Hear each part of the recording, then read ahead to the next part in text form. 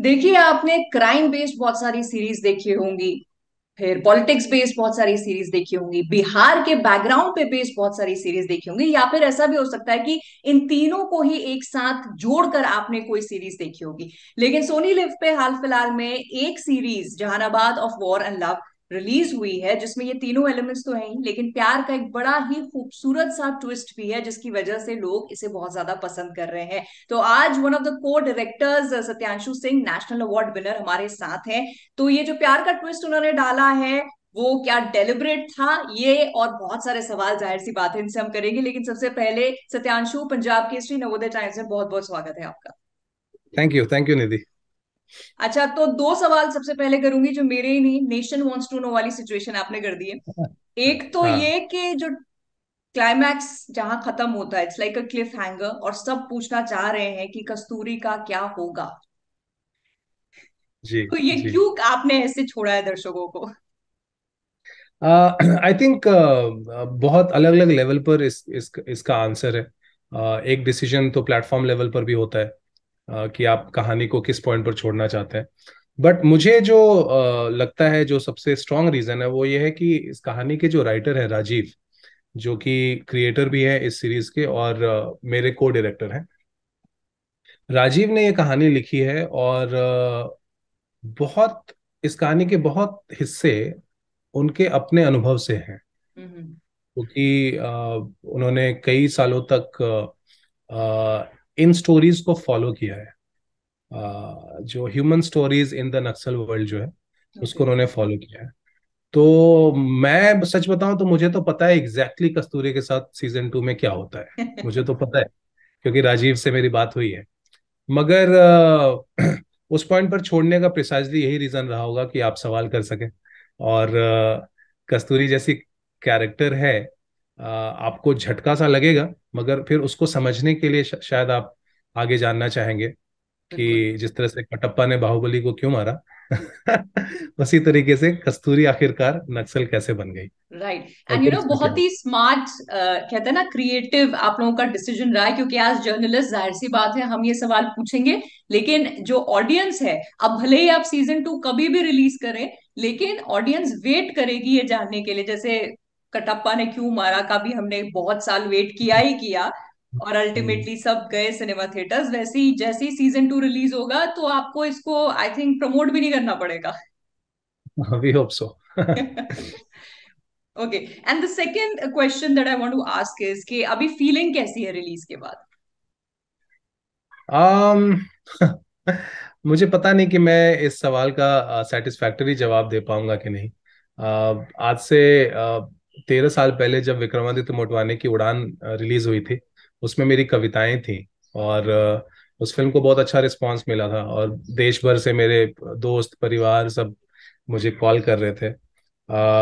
उसके बाद फिर एक कश्मीरी फिल्म के लिए हमें नेशनल अवार्ड मिला, फिर चिंटू का बर्थडे रिलीज हुई। और हर बार मैंने देखा है कि मैं बहुत एक्साइटेड नहीं रहता हूँ, क्योंकि जब वो चीज़ बन जाती है तो मैं उससे एक तरह का एक डिटैचमेंट डेवलप कर लेता हूँ। मैं पर्सनली अपने बारे में बताऊँ, मैं ओके। एक डिटैचमेंट डेवलप। आप मेरे से मेरी जो अगली कहानी मैं लिख रहा हूँ उसके बारे में आप बात करेंगे तो मैं बहुत एक्साइटेडली आपसे बात करूंगा। इनफैक्ट मैं अभी 2 मिनट लेट इसलिए आया हूँ क्योंकि 12:30 का आपने टाइम दिया था, मैं 12:29 तक उस कहानी पे काम कर रहा था, और फिर मैं फटाक से ये टोपी पहन के आपके सामने बैठ गया हूँ। So I'm more excited about the work that I'm currently doing than about something that is done. Having said that, Jahanabad is a big thing for me, personally speaking, क्योंकि मैंने चिंटू का बर्थडे जैसी फिल्म बनाई है जो बहुत intimate film है। और जहानाबाद का स्केल, उसका कैनवास बहुत डिफरेंट है, बहुत बड़ा है, बहुत कुछ सीखने को मिला पर्सनली। लेकिन सबसे इंपॉर्टेंट है कि इस जर्नी में बहुत अच्छे दोस्त बने। इस जर्नी में बहुत लोग ऐसे बने जिनके लिए जहानाबाद शायद उनका पहला प्रोजेक्ट है। हाँ। और इतने लोगों के एक्साइटमेंट के बीच में जब आप रहते हो तो आप फील करते हो उस एक्साइटमेंट को। तो मैं सच बताऊं तो मेरा एक्साइटमेंट, मेरे दोस्त यार, मेरे कलीग्स, उनके एक्साइटमेंट का मैं सरोगेट मीडियम हूँ। मेरा पर्सनली शायद उतना एक्साइटमेंट नहीं है, बट ऐसा हर बार ही होता है, इसलिए मैं आश्चर्यचकित नहीं हूँ इस रियलाइजेशन। राइट। लेकिन ये एक तो जो जेल ब्रेक हुआ था, उससे कहीं ना कहीं उस पर आधारित है। लेकिन इसमें जो ये लव एंगल डाला है, ये क्या इसलिए डाला है क्योंकि जैसे मैंने शुरू में कहा था कि क्राइम पे, पॉलिटिक्स पे, बिहार की पृष्ठभूमि को लेकर हम बहुत सीरीज देख चुके हैं, सो अलग क्या हो सकता है में ये एक लव एंगल है? आई थिंक इसका सही आंसर है कि राजीव जैसे इंसान है। राजीव से आप पॉलिटिक्स के बारे में बात कर सकती हैं, आप उनसे गन्स के अलग अलग मॉडल के बारे में आप बात कर सकते हैं, आप उनसे कॉप्स के बारे में बात कर लेंगी, नक्सलों के बारे में बात कर लेंगी। लेकिन राजीव इन सब के बावजूद दिल से एक बहुत प्यारे इंसान है। तो राजीव के लिए हंसना रोना बड़ा आसान है। हम्म। राजीव के लिए एक वैसी भावुकतापूर्ण रिलेशनशिप्स वाली कहानी, वो राजीव से निकलना मेरे लिए तो बिल्कुल सहज है, मैं जहां तक राजीव को जितना जानता हूँ। तो आई थिंक और बहुत अच्छा है कि राजीव वैसे हैं और उनके दिमाग में क्लियर था कि जहानाबाद सबसे पहले लव स्टोरी है। ये बिल्कुल क्लियर था उनके दिमाग में। ओके। तो मैं एज को डायरेक्टर जब आया, तो तब तक तो स्क्रिप्ट भी लिखी जा चुकी थी। मेरे लिए इंपॉर्टेंट ये था कि मैं समझूं कि राजीव इस कहानी को कैसे देख रहे हैं। क्योंकि कहानी ऐसी है कि आप चाहोगे तो इस पे अल्फ्रेड हिचकॉक की तरह एक एक थ्रिलर भी बना सकते हो। हाँ, आप इस पे एक एक पॉलिटिकल थ्रिलर, एक रोमांटिक थ्रिलर बना सकते हो। हम्म। लेकिन पहले ये राजीव के लिए एक लव स्टोरी थी।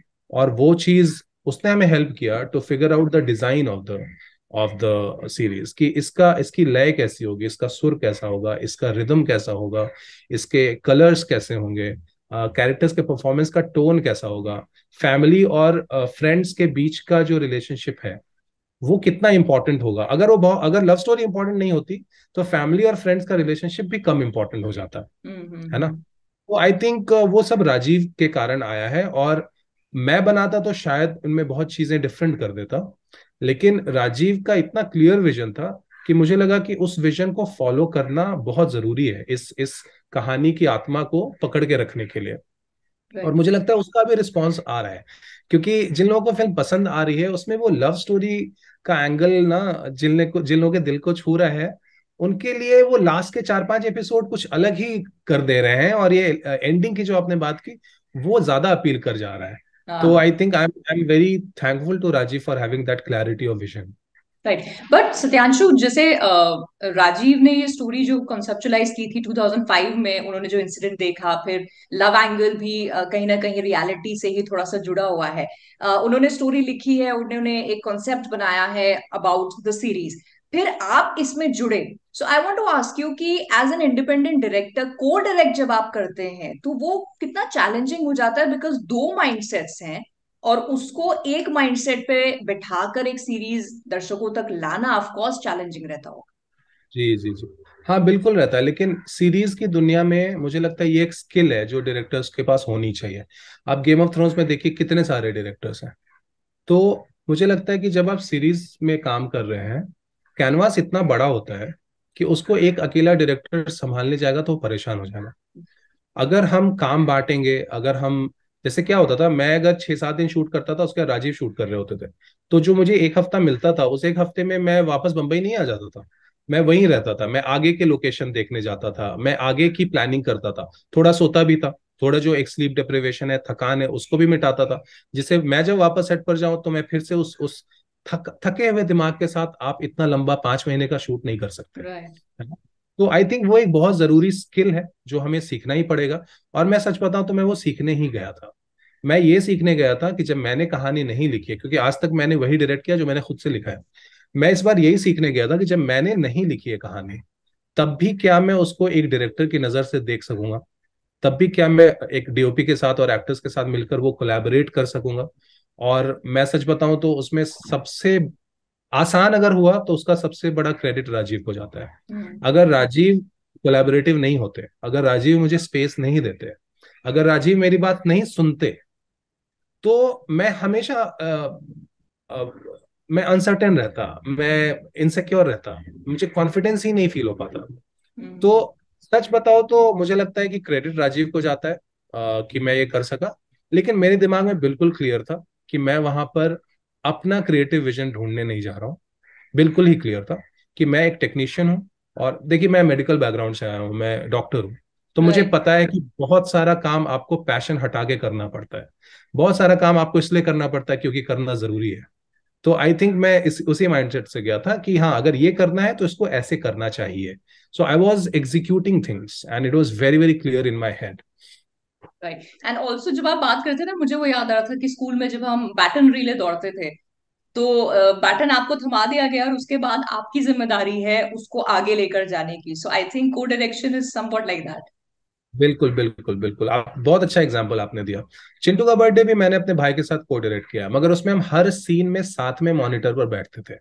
लेकिन यहाँ पर वो संभव नहीं था, इतना बड़ा कैनवास है, इतने एक्टर्स हैं, इतना लंबा शूट है, तो इसलिए वो काम बांट के करने से we could give our best. अच्छा, अब एक बड़ा इंटरेस्टिंग सा सवाल आई एम श्योर बहुत सारे लोग पूछना चाह रहे होंगे कि स्टेथोस्कोप और जो डॉक्टर के बाकी औजार होते हैं वो छोड़ के कैमरा, लाइट, एक्शन, ये कहाँ कब कैसे शुरू हुआ? ये ऐसे तो देखिए बहुत लंबी और पुरानी कहानी है, मगर मैं 14-15 साल का था जब से मुझे फिल्म मेकिंग में बहुत ही सॉलिड इंटरेस्ट आ गया था। मतलब बहुत ही ज्यादा सीरियस वाला इंटरेस्ट, इतना सीरियस इंटरेस्ट कि मेरी मम्मी घबरा गई थी, क्योंकि उन्हें पता था कि ये सीरियस कीड़ा लगा है इसको। ये ये जैसे बचपन में हम लोग बोलते हैं ना कि हम एस्ट्रोनॉट भी बनेंगे और हम डॉक्टर भी बनेंगे और हम हाँ पॉलिटिशियन भी हाँ। बनेंगे, वो मम्मी समझ गई थी ये वो बात नहीं है, ये सीरियस मुद्दा है। तो क्लास 10-12 तक मेरे फ्रेंड्स को पता था मुझे फिल्म मेकर बनना है। मेरे दोस्तों को आश्चर्य नहीं होता है इस बात का कि मैंने मेडिसिन छोड़कर ये किया। मेरे मेडिकल कॉलेज में भी लोगों को पता था हमेशा से कि इसको फिल्म मेकर बनना है। लेकिन ये बन पाएगा, ये सच में वो रास्ता ले पाएगा, वो कैसे कर पाएगा, वो लोग देखना चाहते थे। जब मैंने ये डिसीजन लिया, मेरी फौज में नौकरी थी एज अ डॉक्टर, क्योंकि मैं एएफएमसी से मैंने राइट। पढ़ाई की है, मेरी फौज में नौकरी थी एज अ डॉक्टर। उस जॉब को छोड़ने के लिए मुझे लाखों रुपए का बॉन्ड मनी सरकार को देना पड़ा था। और उसमें करीब 25 दोस्तों ने मेरी मदद की थी, मेरे स्कूल कॉलेज और मुंबई के करीब 25 दोस्तों ने। क्योंकि मेरे पास उतने पैसे नहीं थे, पापा के पास उतने पैसे नहीं थे, उतने लोगों ने पैसे दिए थे। मुझे लगता है वो सालों से इंतजार कर रहे होंगे कि कब मैं वो दरवाजा खोलकर कदम बढ़ाऊं। तो जब मैंने कदम बढ़ाया तो उन सब ने बोला कि हाँ हाँ।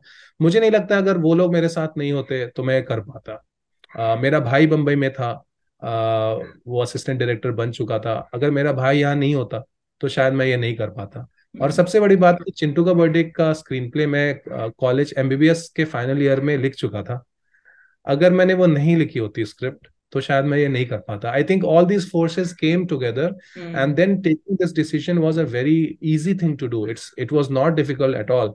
When things are so aligning themselves for your sake, I think it becomes very easy. Right. वैसा ही कुछ हुआ मेरे साथ। आप you making it sound easy, I am sure your share of challenges आपने फेस जरूर किए होंगे। But what is the kind of cinema as a creator, as a director, जो आप बहुत दिल से पसंद करते हैं बनाना? देखिए मैं सच बताऊं, एज अ राइटर मैं डिफाइन कर पाऊंगा कि मैं क्या बनाना चाहता हूँ। एज अ डायरेक्टर मैं बहुत ओपन हूँ। हम्म। मैं शायद जहानाबाद कभी लिख ना पाऊँ, लेकिन जहानाबाद डायरेक्ट करने में मुझे बड़ा मजा आया। तो एज अ डायरेक्टर मैं बहुत वर्सेटाइल बनना चाहता हूँ। मैं बहुत ओपन रहना चाहता हूँ। इसलिए आपके सवाल का जवाब मैं एज अ राइटर दे सकूंगा। बिल्कुल। और एज अ राइटर मैं सच बताऊं तो कोशिश मैं हर तरह की फिल्म लिखने की करता हूँ, लेकिन जो लिखने में सबसे ज्यादा मजा आता है और जो लिखना शायद मेरे लिए सबसे आसान है या शायद मुझे सूट करता है, वो चिंटू का बर्थडे है। आ, हमारी लाइफ में, हमारे रिश्तों में, हमारे जीवन जीने के तरीके में बहुत स्ट्रेंथ है, बहुत शक्ति है। और छोटे छोटी चीजों में बहुत उम्मीद भरी हुई है। और वो सिर्फ शक्ति और उम्मीद जैसे ड्रामेटिक बोरिंग टर्म्स नहीं है, उसमें बहुत ह्यूमर है, उसमें बहुत हंसी है, उसमें बहुत मस्ती है। आई थिंक वो ह्यूमर के साथ लाइफ के चैलेंजेस को झेल पाने का जो फेथ है, मुझे लगता है कि वो वाली कहानियां मेरे लिए सबसे ज्यादा पर्सनल और इंटरेस्टिंग है। तो इसीलिए मेरे लिए मैं घूम घूम कर वहां पहुंच जाता हूँ कि एक बच्चा है, वो बहुत बड़ा काम करना चाहता है, उसकी सबसे बड़ी सपोर्टर उसकी अपनी दादी माँ है। मैं वहां वापस लौट कर चला राइट। जाता हूँ। मुझे लगता है सबसे ज्यादा personally I I resonate with those ideas. Okay, so may you keep making that kind of cinema, और एज अ डायरेक्टर आप सारी वर्सेटैलिटी अपनी दिखाएं। बट अभी जैसे मैंने खुद जहानाबाद, मैंने आपसे कहा मैं अभी नहीं देख पाई हूँ, मेरी तरह आई एम श्योर बहुत सारे लोग होंगे। सो एज अ को डायरेक्टर आपका क्या मैसेज है हम जैसे लोगों के लिए टू वॉच द सीरीज? अब जहानाबाद बहुत आसान सीरीज है देखने के लिए। आप एक बार देखना शुरू करेंगे तो आपके लिए देखना आसान है। थोड़ा समय लगेगा क्योंकि लंबा सीरीज है, मगर आपको मजा आने वाला है। आपके लिए समय का पता नहीं चलेगा। इसलिए मैंने मिडिल एज लोगों के मैसेजेस मैंने रिसीव किए हैं जिन्होंने ओवरनाइट बिंज कर दिया है। हाँ, और ये इसलिए हो पाया है क्योंकि जो कहानी है, जो कैरेक्टर्स हैं, जो दुनिया है, वो बहुत एक्सेसिबल है। वो एकदम ही, मैं तो बोलूंगा, मेन स्ट्रीम मसाला है। और वो आप दोस्त यारों के साथ बैठ के 3-4 लोग देखेंगे तो और भी ज्यादा मजा आएगा। तो मुझे लगता है जहानाबाद देखने का मेन रीजन, मैं नहीं बोलूंगा कि कोई बहुत प्रोफाउंड बात है इसलिए आप, वो तो है ही, छोटी छोटी तो बहुत सारी ऐसी चीजें हैं उसमें जो बहुत खूबसूरत है, जो एक्टर्स और राइटर ने किया है। मगर असली कारण मैं बताऊं, मजा आएगा देखने में, इसलिए देखना चाहिए। It's a really good fun watch, and that's why you should watch Jahanabad. Right, and I think हम टीवी या जो भी चीजें देखते हैं सीरीज वगैरह, वो हम at the end of the day मजे के लिए ही देखते हैं। सो अगर आप वही मजा लेना चाहते हैं, so as the co director has rightly said, Jahanabad जरूर देखिए। And on that note Satanshu, बहुत बहुत शुक्रिया आज के इंटरव्यू के लिए, और मैं उम्मीद करूंगी कि बहुत सारे आपके काम से रिलेटेड हमारे इंटरव्यूज ऐसे ही होते रहें, and wishing you all the luck. Thank you Nidhi, thank you so much. आपने जहानाबाद अगर देखी होती तब तो पता नहीं आप और कितना अच्छा इंटरव्यू करती हैं, क्योंकि आपने इतने अच्छे से सवाल पूछे। All your questions were very relevant, and I loved speaking with you. So thank you thank you so so much. Much.